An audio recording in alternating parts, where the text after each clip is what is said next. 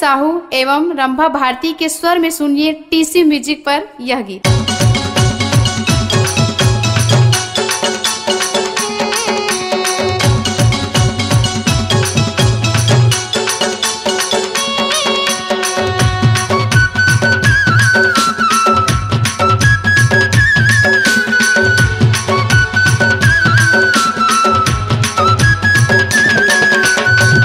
मुंगेली के टूरी कजरेली चोली और घाघरा माँ। जिला मुंगेली के टूरी कजरेली चोली और घाघरा माँ। ए टूरी लपटा हूँ रे संगी करगी दशहरा माँ। ए टूरी लपटा हूँ रे संगी कोटक दशहरा माँ। जिला बिलासपुर के टूरा फिर बिलहा मर गए मोर चेहरा माँ।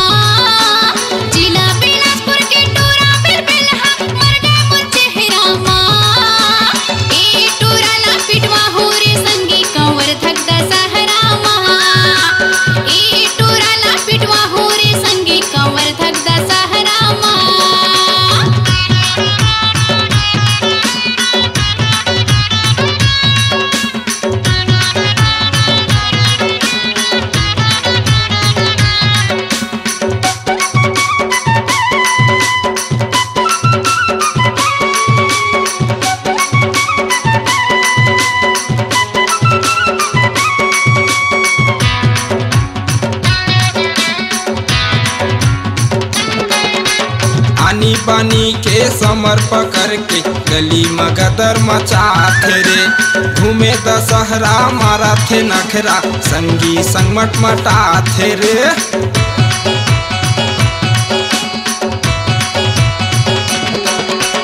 पानी पानी के समर पकड़ के गली मगदर मचाथे रे। घूमे दशहरा मारा थे नखरा संगी संग मटमटाथे रे। जिला ले डारिस मोर दिल्ला ले डारिस खोपा के गजरा माँ।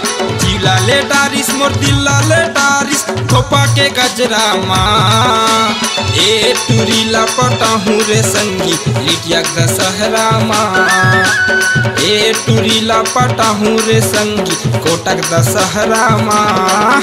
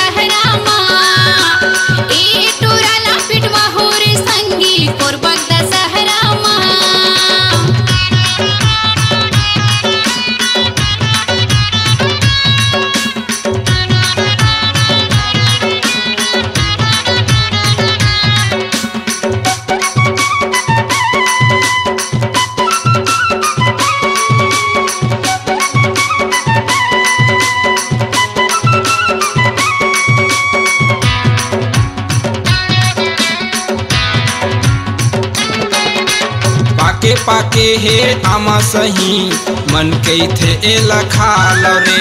टूरी के पायल करत थे घायल कैसे दिला संभाल रे।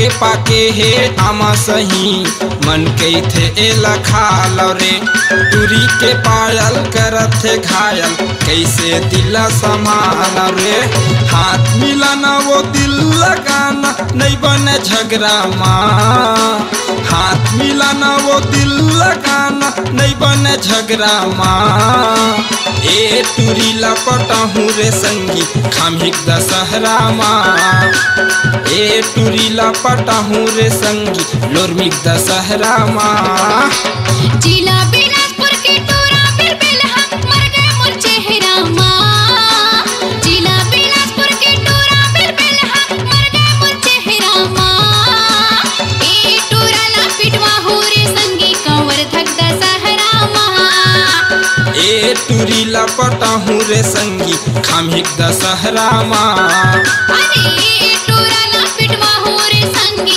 चंदलिक दशहरा माँ ए टूरी लपटा हूँ रे संगी तेंदुआ दशहरा माँ अपनी आवाज को दीजिए एक नया मुकाम डिजिटल रिकॉर्डिंग की दुनिया का जाना पहचाना नाम स्वरांजलि जहां गूंजती हैं ध्वनियां अपनी माटी की सौंधी सुगंध के साथ छत्तीसगढ़ी संगीत के विविध रंग जो पहुंचाते हैं पूरे प्रदेश में डिजिटल रिकॉर्डिंग के संग स्वरांजलि स्टूडियो नेमीचंद गली नंबर 2 गंजपारा रायपुर।